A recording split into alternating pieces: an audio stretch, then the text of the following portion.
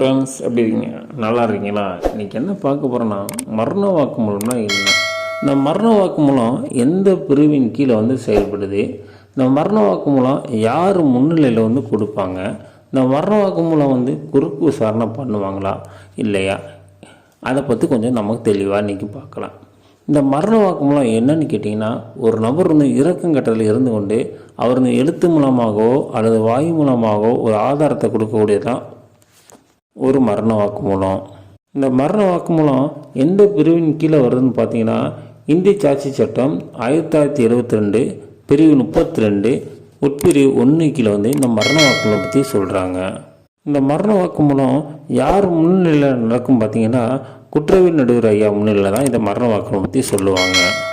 இந்த மரண வாக்குமூலத்தை குறுக்கு விசாரணை பண்ண முடியும்னு கேட்டிங்கன்னா, ஆனால் மரண வாக்குமூலம் கொடுக்கப்பட்ட உடனே நபர் குணமடைஞ்சு வீடு திரும்பினார்னா அவங்க குறுக்கு விசாரணை பண்ணிக்கலாம். மரண வாக்குமூலம் கொடுக்கப்பட்ட உடனே அவர் தண்டிக்கப்படுவாரான்னு கேட்டிங்கன்னா, அவர் தண்டிக்கப்பட மாட்டார். ஆனால் தகுந்த சாட்சியமொழி இல்லை அப்படின்னா இந்த மரண வாக்குமூலம் ஏற்றுக்கொள்ளத்தக்க மாறிவிடும். ஓகே ஃப்ரெண்ட்ஸ், பார்க்கலாம். பாய்.